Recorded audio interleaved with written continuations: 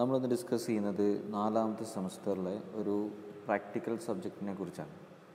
സബ്ജക്റ്റിൻ്റെ പേര് two and three wheeler service lab എന്നാണ്. ഇതിൻ്റെ കൂടെ തന്നെ നിങ്ങൾക്ക് മിനി പ്രൊജക്റ്റും ഉണ്ടാവും. ആ മിനി പ്രൊജക്റ്റിനെ റിലേറ്റ് ചെയ്തിട്ടുള്ള കാര്യങ്ങൾ കൺസേൺഡ് ആയിട്ടുള്ള സ്റ്റാഫ് നിങ്ങളെ അതത് സമയങ്ങളിൽ അറിയിക്കും. നമുക്ക് ഡീൽ ചെയ്യാനുള്ളത് 2 and 3 വീലർ സർവീസ് ലാബാണ്. ഓക്കെ, നമ്മളിന്ന് ഉദ്ദേശിക്കുന്നത് ഈ ഒരു പ്രാക്ടിക്കൽ സബ്ജക്റ്റിൻ്റെ ഇൻട്രൊഡക്ഷനാണ്. എന്താണ് ഈ ഒരു സബ്ജക്റ്റ്, എന്തിനു വേണ്ടിയിട്ടാണ് ആസ് എൻ ഓട്ടോമൊബൈൽ എഞ്ചിനീയർ നമ്മൾ പഠിക്കുന്നത്, ഈ ഒരു 2 and 3 വീലർ എന്നുള്ള ഈ ഒരു പ്രാക്ടിക്കൽ സെക്ഷനിലൂടെ കടന്നു പോകുമ്പോൾ എന്തൊക്കെ നോളജുകളായിരിക്കണം നമുക്ക് കിട്ടേണ്ടത്, അതായത് ഈ ഒരു കോഴ്സിൻ്റെ ഔട്ട്കം എന്തായിരിക്കണം എന്നുള്ളത് നമുക്കൊന്ന് മനസ്സിലാക്കണം. അതിൻ്റെ പേര് സൂചിപ്പിക്കുന്ന പോലെ തന്നെ 2 and 3 വീലർ. നമുക്കറിയാം, നമ്മളൊക്കെ ലൈസൻസ് എടുക്കുന്ന ആൾക്കാരാണ്. ലൈസൻസിങ് സിസ്റ്റത്തിൻ്റെ ഭാഗമായിട്ട് നമ്മൾ 2 വീലർ ലൈസൻസ് എടുക്കാറുണ്ട്, 3 വീലർ ലൈസൻസ് എടുക്കാറുണ്ട്, അതേപോലെ light motor vehicle, then heavy, അങ്ങനെ ഓരോ കാറ്റഗറൈസ് ചെയ്ത് പോകാറുണ്ട്. ഓരോ ഓട്ടോമൊബൈൽ സെക്ഷനെയും നമ്മൾ എന്ത് ചെയ്യുന്നുണ്ട്, വാഹനങ്ങളെയും കാറ്റഗറൈസ് ചെയ്യുന്നുണ്ട്. അപ്പോൾ ആ വാഹനങ്ങളുടെ കാറ്റഗറൈസേഷനിലെ പ്രധാനപ്പെട്ട 2 കാറ്റഗറിയാണ് 2 വീലേഴ്സും അതേപോലെ 3 വീലേഴ്സും. 2 വീലേഴ്സ് എന്ന് പറഞ്ഞാൽ നമുക്കറിയാം, ഉദാഹരണത്തിലൂടെ പറയുകയാണെങ്കിൽ ബൈക്കുകളൊക്കെ 2 വീലർ സെക്ഷനിൽ വരുന്ന ഓട്ടോമൊബൈൽസാണ്. 3 വീലറിലേക്ക് കിടക്കുകയാണെങ്കിൽ ഇപ്പോൾ നമ്മുടെ നാടുകളിൽ ഇന്ത്യയിൽ കാണുന്ന ഒരു 3 വീലർ ഓട്ടോമൊബൈലാണ് ഓട്ടോറിക്ഷ. അപ്പോൾ അത്തരം വാഹനങ്ങളൊക്കെ 3 വീലർ സെക്ഷനിലേക്ക് കടന്നു വരുന്ന വാഹനങ്ങളാണ്. ആ പേര് സൂചിപ്പിക്കുന്ന പോലെ തന്നെ 2 വീലറിന് 2 വീലേ ഉണ്ടാവുള്ളൂ, 3 വീലറിന് 3 വീലേ ഉണ്ടാവുള്ളൂ. അപ്പോൾ ഈ ഒരു സെക്ഷനിൽ പെട്ട ലൈറ്റ് മോട്ടോർ LMV എന്നുള്ള സെക്ഷനിന് താഴെ, ആ കാറ്റഗറിന് താഴെ കിടക്കുന്ന കാറ്റഗറീസാണ് 2 and 3 വീലർ ഓട്ടോമൊബൈൽസൊക്കെ. അപ്പോൾ ഈ ഒരു ഓട്ടോമൊബൈൽസിൽ നമുക്ക് പരിചയപ്പെടേണ്ട, നമ്മൾ മനസ്സിലാക്കേണ്ട കാര്യങ്ങൾ എന്തൊക്കെയാണെന്നുള്ളത് നമുക്ക് നോക്കാം. ഓക്കെ, അപ്പോൾ അതിൽ ആദ്യമായി ഇതിൻ്റെ ഒരു അക്കാഡമിക് സെക്ഷൻ നോക്കുകയാണെങ്കിൽ ഇതിൻ്റെ സബ്ജക്റ്റോട് 4059 4059. ഇതിൻ്റെ ക്രെഡിറ്റ് വരുന്നത് 5 അതായത് ഈ ക്രെഡിറ്റ് 5 വരുന്നത് 2 and 3 വീലർ ലാബും അതേപോലെ മിനി പ്രോജക്റ്റും ഇൻക്ലൂഡ് ചെയ്തിട്ടുള്ള ക്രെഡിറ്റാണ് 5 എന്നുള്ളത്. ഇപ്പോൾ ഈ 4059 എന്നുള്ളത് 2 and 3 വീലർ സർവീസ് ലാബ് മാത്രമല്ല, 2 and 3 wheeler service lab and mini project എന്നുള്ളതാണ്. അപ്പോൾ ഈ ഒരു സബ്ജക്റ്റ് കോഡിൽ ഈ 2 ഭാഗങ്ങളും നമ്മൾ ഡീൽ ചെയ്യുന്നുണ്ട്. മിനി പ്രൊജക്റ്റും ഡീൽ ചെയ്യുന്നുണ്ട്, അതേപോലെ 2 and 3 വീലർ സർവീസ് ലാബും നമ്മൾ എന്ത് ചെയ്യുന്നുണ്ട്, ഡീൽ ചെയ്യുന്നുണ്ട്. അത് നമ്മൾ 2 and 3 മാത്രമാണ് ഇപ്പോൾ സംസാരിക്കുന്നത്. മിനി പ്രൊജക്റ്റ് അതുമായി റിലേറ്റ് ചെയ്തിട്ടുള്ള സ്റ്റാഫുകൾ നിങ്ങളോട് സംസാരിക്കും.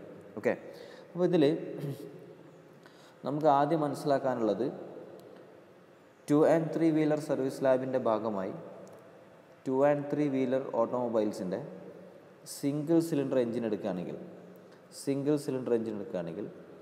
ആ സിംഗിൾ സിലിണ്ടർ എഞ്ചിൻ തന്നെ 2 സ്ട്രോക്ക് എഞ്ചിനുണ്ട്, 4 സ്ട്രോക്ക് എഞ്ചിനുണ്ട് അല്ലേ. ഇപ്പോൾ പഴയ പെട്രോൾ ഓട്ടോറിക്ഷയ്ക്കൊക്കെ നമ്മൾ 2 സ്ട്രോക്ക് എഞ്ചിൻസാണ് യൂസ് ചെയ്യുന്നത്. എന്നാൽ പുതിയ ഓട്ടോറിക്ഷ, പുതിയ 3 വീലേഴ്സിനൊക്കെ 4 സ്ട്രോക്ക് എഞ്ചിൻസാണ് യൂസ് ചെയ്യുന്നത്. അതേപോലെ തന്നെ ബൈക്കുകളുടെ കാര്യങ്ങൾ എടുക്കുകയാണെങ്കിൽ പണ്ട് RX100 പോലത്തെ ബൈക്കുകളിൽ 2 സ്ട്രോക്ക് എഞ്ചിൻസാണ് നമ്മൾ യൂസ് ചെയ്തിട്ടുള്ളത്. അതേപോലെ തന്നെ പുതിയ ബൈക്കുകളൊക്കെ എടുക്കുകയാണെങ്കിൽ 4 സ്ട്രോക്ക് എഞ്ചിൻസാണ് നമ്മൾ യൂസ് ചെയ്യുന്നത്. ഒരു കാര്യം മനസ്സിലായി, 2 and 3 വീലേഴ്സിൽ നമ്മൾ 2 സ്ട്രോക്ക് എഞ്ചിനും അതേപോലെ 4 സ്ട്രോക്ക് എഞ്ചിനും ഉപയോഗിക്കുന്നുണ്ട്. അപ്പോൾ നമ്മളൊരു single cylinder 2 stroke and 4 stroke engines എടുത്തതിന് ശേഷം അത് ഡിസ്മാൻഡിൽ ചെയ്യും, അതേപോലെ അസംബിൾ ചെയ്യും. ഓക്കെ, ഡിസ്മാൻഡിൽ ചെയ്യും, അതേപോലെ നമ്മൾ എന്ത് ചെയ്യും, അസംബിൾ ചെയ്യും. അതായത് അതൊന്ന് ഓവർഹോൾ ചെയ്യും. നമ്മളത് അഴിച്ച് തിരികെ അത് ഫിറ്റ് ചെയ്യുന്ന ഒരു രീതിയിലേക്ക് നമ്മൾ ഒന്നാമത്തെ സെക്ഷൻ നമുക്ക് ഡീൽ ചെയ്യണം. അപ്പോൾ ഈ ഒന്നാമത്തെ സെക്ഷനിലൂടെ കടന്നു പോകുന്ന ഒരു വിദ്യാർത്ഥിക്ക് single cylinder 2 stroke and 4 stroke engines അത് അസംബ്ലിങ്ങും ഡിസ്മാൻഡ്ലിങ്ങും ചെയ്യാനുള്ള ഒരു നോളജ് ലഭിക്കും. ഓക്കെ, ദെൻ അടുത്തതാണ് carry out accelerator, brake, clutch adjustment as per the specification. നമുക്കറിയാം, ആക്സിലറേറ്ററും ബ്രേക്കും ക്ലച്ചൊക്കെ ഒരു ഓട്ടോമൊബൈൽ സിസ്റ്റത്തിൻ്റെ പ്രധാനപ്പെട്ട ഭാഗമാണ്. അപ്പോൾ ഈ ആക്സിലറേറ്റർ സിസ്റ്റം ഇപ്പോൾ ലൈറ്റ് മോട്ടോർ വെഹിക്കിളിൻ്റെ പോലെയല്ല 2 and 3 വീലേഴ്സിന് വരുന്നത്. അതേപോലെ തന്നെ ക്ലച്ചിൻ്റെ ഒരു ഘടന അല്ലെങ്കിൽ ക്ലച്ചിൻ്റെ ഒരു അറേഞ്ച്മെൻറ്റ് എന്നുള്ളത് ഒരു ലൈറ്റ് മോട്ടോർ വെഹിക്കിളിൻ്റെ പോലെയല്ല 2 and 3 വീലറിൽ വരുന്നത്. അതേപോലെ തന്നെ ബ്രേക്കിൻ്റെ സിസ്റ്റവും ഒക്കെ എന്ത് ചെയ്യുന്നുണ്ട്, എല്ലാത്തിൻ്റെയും അതിൻ്റെ പർപ്പസ് ഒന്ന് തന്നെയാണ്. പക്ഷേ ഓരോ കാറ്റഗറിയിലുള്ള ഓട്ടോമൊബൈൽസിലേക്ക് വരുമ്പോൾ അതിൻ്റെ ഓപ്പറേഷണൽ മെത്തേഡ്സിലൊക്കെ ചെറിയ മാറ്റങ്ങളുണ്ടാകും, അല്ലെങ്കിൽ അതിൻ്റെ ലേ ഔട്ടിലൊക്കെ ചെറിയ മാറ്റങ്ങളുണ്ടാകും. അപ്പോൾ അതൊക്കെ നമുക്ക് എന്ത് ചെയ്യണം, മനസ്സിലാക്കണം. അപ്പോൾ ഈ രണ്ടാമത്തെ സെക്ഷനിലൂടെ കടന്നു പോകുമ്പോൾ ആക്സിലറേറ്റർ, ബ്രേക്ക്, അതേപോലെ ക്ലച്ച്, ഈ 3 പ്രധാനപ്പെട്ട ഭാഗങ്ങളുടെയും അഡ്ജസ്റ്റ്മെൻറ്റ് എങ്ങനെയൊക്കെ നമുക്കത് അഡ്ജസ്റ്റ് ചെയ്യാൻ കഴിയും, അതാണ് രണ്ടാമത്തെ സെക്ഷനിൽ നമ്മൾ ഡീൽ ചെയ്യുന്നത്. അപ്പോൾ ആ ഒരു ഭാഗങ്ങൾ നമുക്ക് വളരെ വ്യക്തമായിട്ട് മനസ്സിലാക്കാനുള്ളൊരു അവസരം നമുക്ക് ഈ ലാബിലൂടെ കിട്ടുകയാണ്. അതേപോലെ മൂന്നാമത്തെ ഒരു സെക്ഷനിൽ നമ്മൾ ഡീൽ ചെയ്യുന്നത് ഡിസ്മാൻറ്റ്ലിംഗ് ആൻഡ് അസംബ്ലിംഗ് തന്നെയാണ്.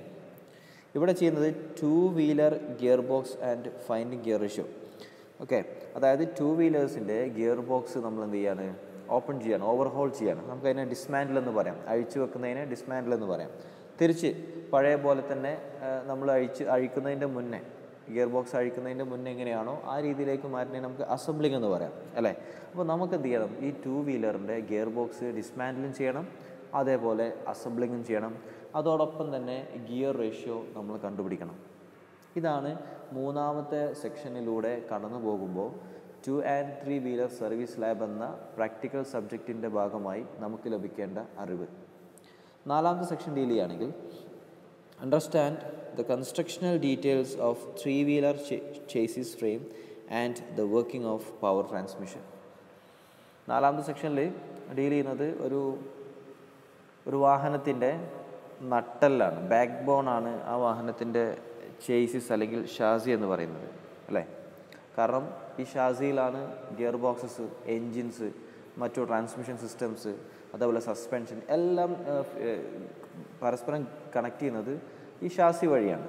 ഷാസിയാണ് ഒരു വാഹനത്തിൻ്റെ, ഒരു മനുഷ്യൻ്റെ നട്ടെല്ലെന്ന് പറഞ്ഞ പോലെ ഒരു വാഹനത്തിൻ്റെ ബാക്ക് ബോൺ, നട്ടെല്ലെന്ന് പറയുന്നത് ഈ ഒരു ഫ്രെയിമാണ്, ഈ ചേസിസാണ്. ഓക്കെ, അപ്പോൾ നമുക്ക് 3 വീലറിൻ്റെ ചേസിസിനെ ഷാസി എന്നും പറയാറുണ്ട്. ഓക്കെ, അപ്പോൾ 3 വീലറിൻ്റെ ചേസിസിനെ കുറിച്ചിട്ടുള്ള ഡീറ്റെയിൽസ്, കൺസ്ട്രക്ഷണൽ ഡീറ്റെയിൽസ് നമുക്ക് വളരെ വിശദമായിട്ട് തന്നെ മനസ്സിലാക്കാനുണ്ട്.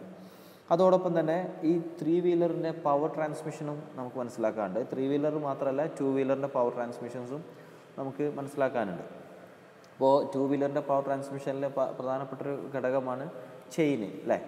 മെറ്റാലിക് ചെയിൻ വഴിയാണ്, സ്പ്രോക്കറ്റ്, അതേപോലെ ചെയിൻ അസംബ്ലിംഗ് സിസ്റ്റം വഴിയാണ് നമ്മളവിടെ പവർ ട്രാൻസ്മിഷൻ നടക്കുന്നത്. അതേപോലെ തന്നെ 3 വീലറിലും ഒരു എൻജിനിൽ പ്രൊഡ്യൂസ് ചെയ്യുന്ന പവർ വീലിലേക്ക് എങ്ങനെ ട്രാൻസ്മിറ്റ് ചെയ്യുന്നു, അത് ഏതൊക്കെ ഭാഗങ്ങളിലൂടെ, നമുക്ക് സാധാരണഗതിയിൽ അറിയാം പവർ ട്രാൻസ്മിഷൻ നടക്കുന്നത് ആദ്യം എൻജിൻ ഉണ്ടാവും. ഒബ്വിയസ്ലി എൻജിനാണ് ഒരു പവർ പ്രൊഡക്ഷൻ നടക്കുന്നത്, ഒരു പവർ പ്ലാന്റ് എൻജിനാണ്. ആ എൻജിൻ കഴിഞ്ഞാൽ നമുക്കറിയാം ഒരു ക്ലച്ച് ഉണ്ടാവും, ദെൻ ഗിയർ ബോക്സ് ഉണ്ടാവും, പ്രൊപ്പല്ലർ ഷാഫ്റ്റ് ഉണ്ടാവും, പിന്നെ വീലുണ്ടാവും. അപ്പോൾ ഇത്രയും ട്രാൻസ്മിഷൻ സിസ്റ്റത്തിലൂടെ കടന്നു വരുമ്പോഴാണ് എൻജിനിൽ പ്രൊഡ്യൂസ് ചെയ്യുന്ന പവർ വീലിലേക്ക് എത്തുള്ളൂ. അത് 3 വീലറിൽ എങ്ങനെയാണ്, 2 വീലറിൽ എങ്ങനെയൊക്കെയാണ് അതിൻ്റെ അറേഞ്ച്മെൻറ്റ്സ് വരുന്നത് എന്നുള്ളത് നമുക്ക് ഈ ഒരു ലാബിൻ്റെ ഭാഗമായി വ്യക്തമായിട്ട് മനസ്സിലാക്കണം. നമ്മൾ തിയറി പഠിച്ച കാര്യങ്ങളാണ്, ഇത് നമ്മൾ എന്ത് ചെയ്യാണ്, പ്രാക്ടിക്കലി അതൊന്ന് മനസ്സിലാക്കുകയാണ്. അപ്പോൾ ഈ നാല് സെക്ഷനിലൂടെ കടന്നു പോകുമ്പോൾ 2 and 3 വീലർ എന്നുള്ള കാറ്റഗറിയിൽ ഉൾപ്പെട്ട വാഹനങ്ങളുടെ ബേസിക് ആയിട്ടുള്ള ഓൾമോസ്റ്റ് എല്ലാ ഡീറ്റെയിൽസും നമുക്ക് അറിയാൻ സാധിക്കുമെന്നുള്ളത് ഈ ഒരു ലാബിൻ്റെ പ്രത്യേകതയാണ്.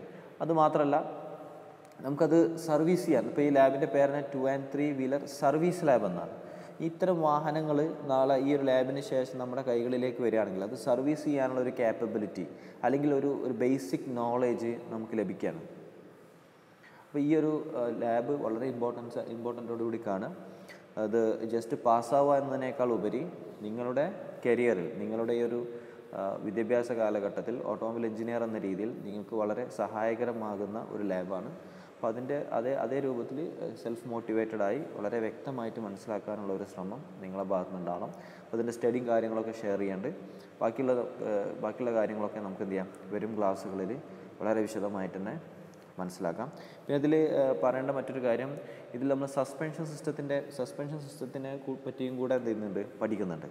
ഇപ്പോൾ 2 വീലറിൻ്റെ ഫ്രണ്ട് സസ്പെൻഷനും ബാക്കിൻ്റെ റിയർ സസ്പെൻഷനും ഫ്രണ്ട് സസ്പെൻഷനൊക്കെ നമ്മൾ കാണാറുണ്ട്. അപ്പോൾ അതൊക്കെ എങ്ങനെയാണ് എന്നുള്ളതും കൂടെ നമ്മൾ എന്ത് ചെയ്യണം, മനസ്സിലാക്കാനുണ്ട്. അതിൻ്റെ കമ്പോണൻസും അതിൻ്റെ വർക്കിംഗ് ഒക്കെ അതും നമ്മൾ എന്ത് ചെയ്യും, വളരെ എഫക്റ്റീവായിട്ട് തന്നെ പഠിക്കും. അപ്പോൾ ഇത്തരം കാര്യങ്ങളൊന്നും ശ്രദ്ധിക്കാം. ബാക്കി നമുക്ക് എന്ത് ചെയ്യാം, അടുത്ത ക്ലാസ്സിൽ വളരെ എഫക്റ്റീവായിട്ട് തന്നെ ഡിസ്കസ് ചെയ്യാം. Okay, thank you.